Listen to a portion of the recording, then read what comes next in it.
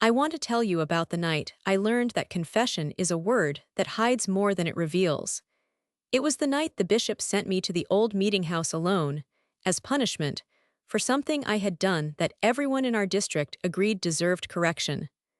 I was 19 years old. My name is Naomi, and I grew up in a small plain community in the hill country, the kind of place where everyone knows your name before you have done anything to earn either praise or blame, simply because they knew your mother and your grandmother before her. I had broken a rule. I will tell you exactly what it was because I do not want you imagining something larger or darker than it actually was. I had been caught reading a book that had not been approved, a novel borrowed from a girl outside our community, hidden under my mattress for 3 weeks before my mother found it while changing the linens. It was not a scandalous book. It was simply a window into a world I was not permitted to look through, and in our community, even small windows are taken seriously, because the elders believe, not without reason, that small openings become large ones if no one tends to them. The bishop, a tall, quiet man named Elias Stoltzfus, who had led our district for as long as I had been alive, called me to speak with him 3 days after my mother found the book. I expected a conversation.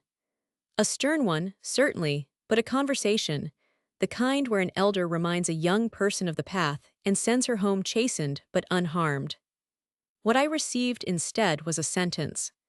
He told me that as penance, I would spend a single night alone in the old meeting house at the edge of our district, the one we no longer used for regular worship, because a newer, larger building had been built closer to the center of the community 15 years earlier. I would go at dusk, I would stay until dawn, and I would spend the hours in prayer and reflection on the seriousness of curiosity left unchecked. He said it the way he said everything calmly, without anger, as though he were reading a weather report rather than handing down a punishment. He said it would last one night. He said this twice, in fact, as though the brevity of it was meant to comfort me. One night, Naomi. By morning, this will be behind you. I want you to understand that I did not think, walking toward that building with a single lantern and a shawl wrapped tight against the October cold, that I was walking toward anything except a long, boring, uncomfortable night of sitting on a hard bench, thinking about a novel I already regretted reading. I did not think I was walking toward a discovery that would change how I understood every adult in my life who had ever told me what was right and what was wrong. That is the nature of the nights that change us. We almost never see them coming dressed as anything other than ordinary. The old meeting house had not been opened in years except for storage. It sat back from the main road, behind a stand of walnut trees that had grown thick and unkempt since no one trimmed them anymore, and the building itself had the particular smell that closed wooden spaces get: dust and old varnish, and something faintly like the inside of a cedar chest. There were benches still arranged in rows, though several had been pushed against the back wall to make room for crates and tools, and the kind of half-forgotten furniture that gets stored in a place rather than thrown away, because throwing things away has never come easily to people raised the way we were raised. I set my lantern on the small table near the front, where the ministers used to stand to preach, and I sat down on the bench nearest it, and I prepared myself for a long, dull, penitential night. For the first 2 hours, that is exactly what it was. I prayed the way I had been taught to pray, dutifully, and when my mind wandered, as minds do, I thought about the book, and about my mother's face when she found it, more disappointed than angry, which had hurt worse than anger would have.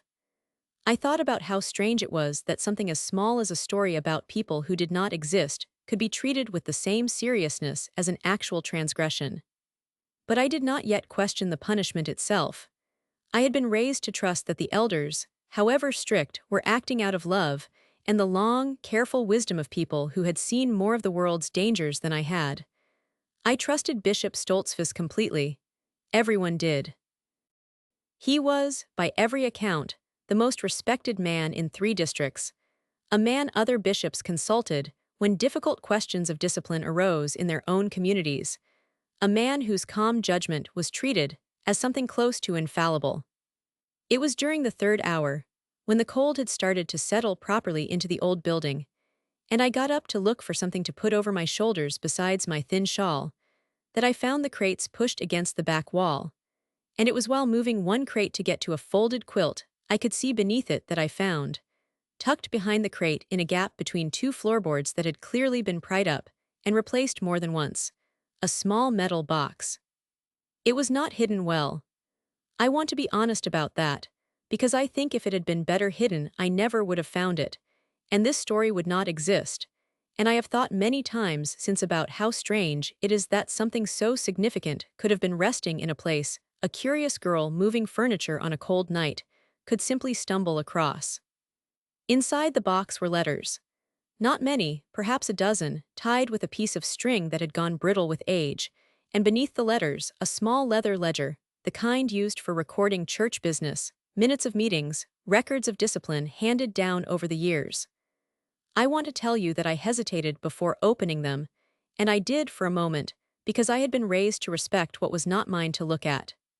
But I had also just spent 3 hours being punished for the crime of curiosity, and there is a particular kind of recklessness that takes hold of a person who has already been condemned for wanting to know things.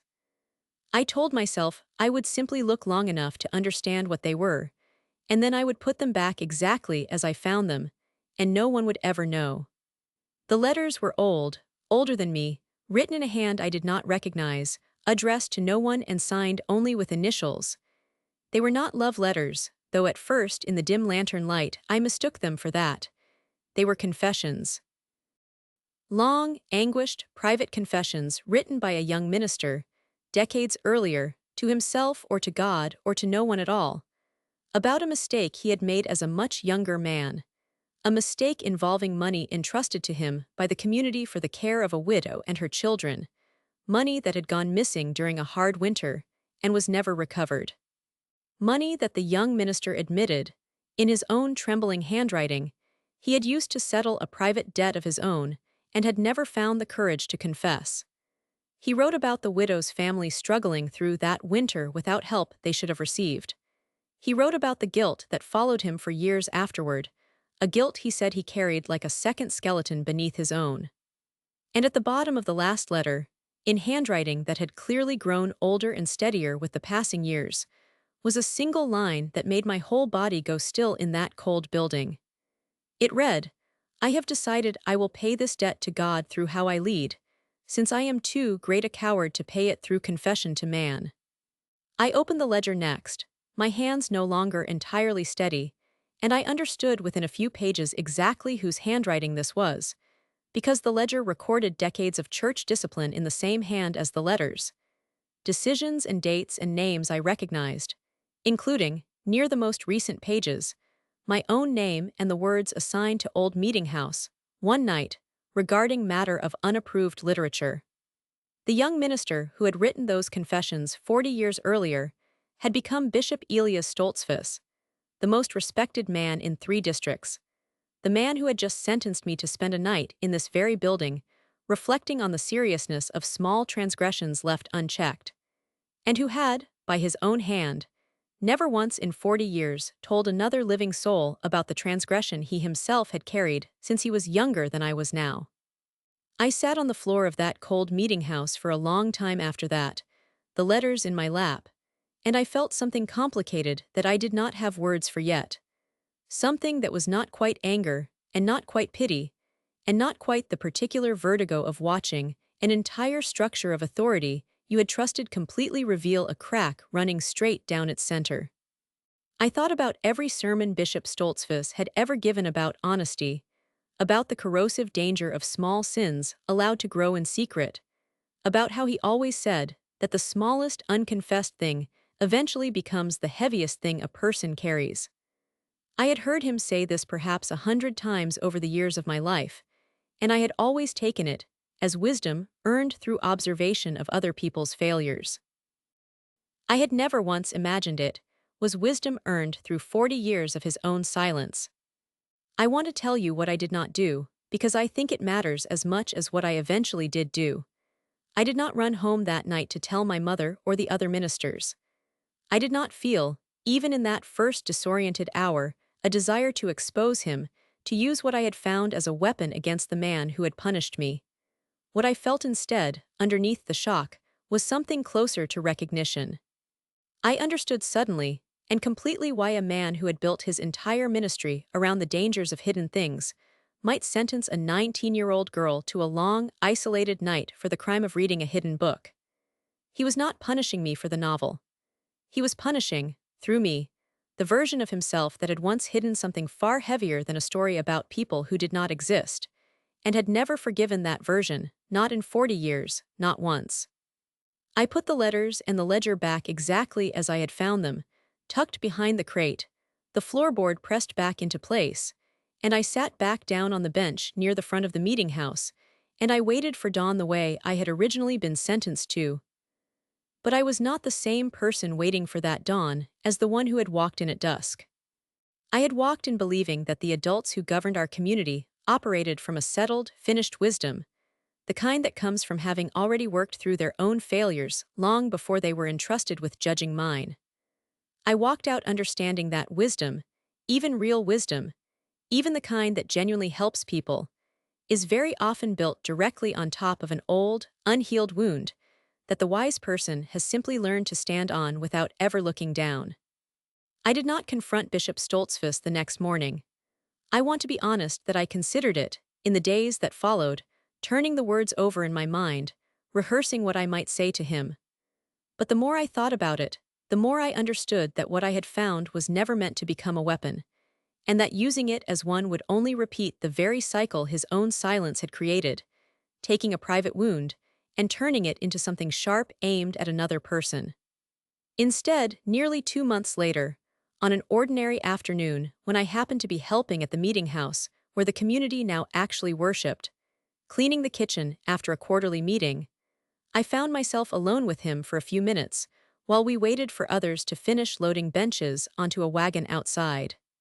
And I asked him, carefully, choosing words that I had practiced many times in my head without ever expecting to actually use them, whether he had ever, in all his years as bishop, struggled with something he had never told another person. He went very still.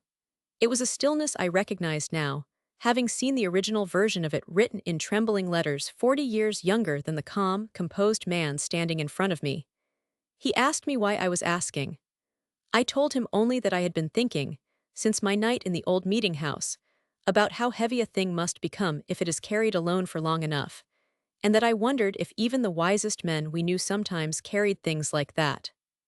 I did not tell him what I had found. I want to be clear about that, because I think the gift I was actually able to give him that afternoon was not exposure, but the simple, ordinary suggestion that he was allowed to be a person who had once failed, without that failure undoing everything good he had built since. He did not answer me that day. He simply nodded, slowly, and said that I asked unusually thoughtful questions for someone my age, and then the others returned with the wagon, and the moment closed the way moments do. But 3 weeks later, he asked to speak with my family's minister privately, a conversation no one in the community ever learned the full details of, except that afterward, something in Bishop Stoltzfus seemed, to those who had known him for decades, very slightly lighter. The way a person looks after setting down something heavy they have carried for so long they had forgotten it was possible to set it down at all. He began, in the years that followed, to preach less about the danger of small sins, and more, gently, about the danger of carrying any sin alone for too long. A shift so subtle that I do not think anyone besides me ever understood exactly where it had come from. I think often about the version of that night that almost happened, the version where I simply sat on that bench for the full 8 hours, prayed the prayers I was told to pray, and went home in the morning having learned nothing except that disobedience has consequences. That night was, after all, the only outcome the bishop had designed and expected. I think about how easily I might have stayed seated, never moved that crate, never found that gap in the floorboards, and lived my entire life believing exactly what everyone else believed, that some people are simply born steady and wise, untouched by the kind of failure that haunts the rest of us.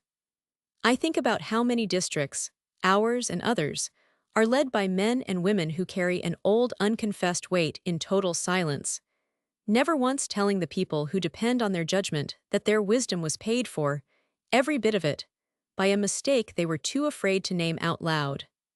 What I know now, all these years later, married myself and raising children of my own in that same community, is that the bishop's punishment did last exactly one night, just as he promised, but not in the way either of us expected when he handed it down. It was not a single night of correction for me. It was the first night in 40 years that the truth Elias Stoltzfus had buried beneath a floorboard finally had somewhere to stand besides the inside of his own chest, even if neither of us said so directly for years afterward. I was sent to that meeting house to learn a lesson about the danger of small, hidden things. I left it instead having learned something larger, that the people we trust to tell us what is right and wrong are very often still working, quietly and privately, on lessons of their own, and that mercy, the real kind, the kind worth building a community on, has to extend not only to the curious girl with a hidden book under her mattress, but to the tired, aging man who sentenced her, still carrying, after 40 long years, a debt he had never once found the courage to confess. I went looking for a punishment in that old building.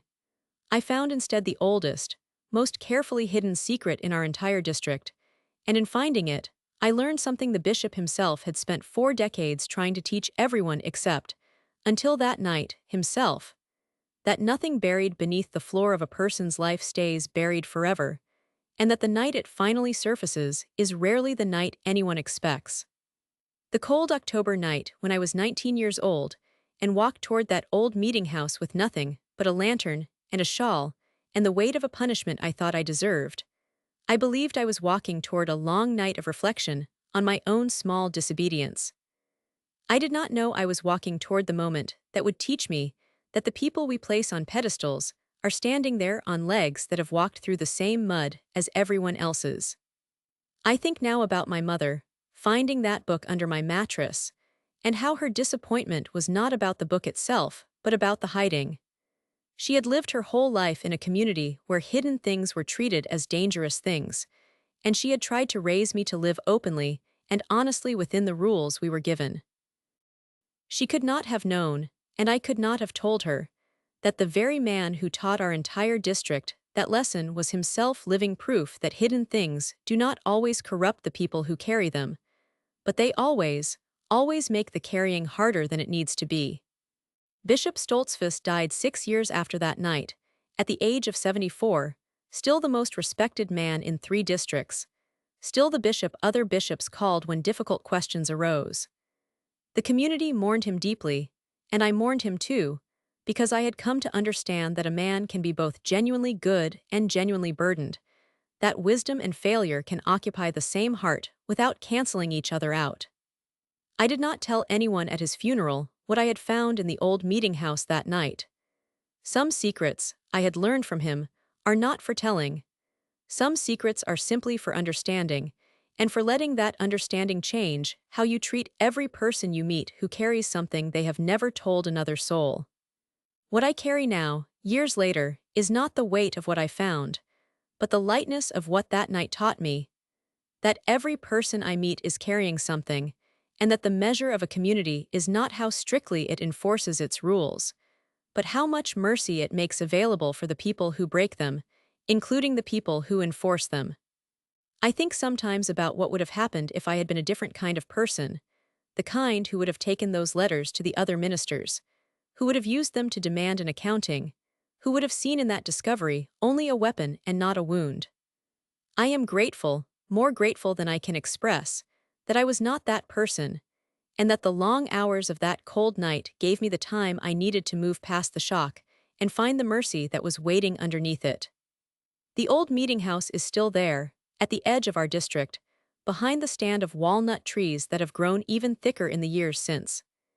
It is used now for occasional small gatherings, and I go there sometimes, not often, but when I need to remember what I learned about the difference between judgment and wisdom, between punishment and transformation, between the kind of silence that is a prison and the kind of silence that is a mercy. The floorboard is still there, the gap between the boards, the space where a small metal box sat for 40 years holding a truth that was never meant to stay hidden forever. I check it sometimes, though I know it is empty now, because the truth that was in it is no longer buried. It is living now, in me, in the mercy I try to extend to my own children, in the gentleness I try to bring to the way I judge the people around me, in the understanding I carry that every person I meet is a person who has failed at something and is trying, in their own way, to build something good on top of it. The bishop said my punishment would last one night, and it did, exactly as he promised. What he never expected, and what I never expected standing at his door at dusk that October evening with my shawl wrapped tight and my lantern lit, was that the punishment would become a gift, not because suffering is good, but because sometimes the very thing we resist, the very night we dread, turns out to be the door we needed to walk through to find the truth that was waiting, all along, on the other side.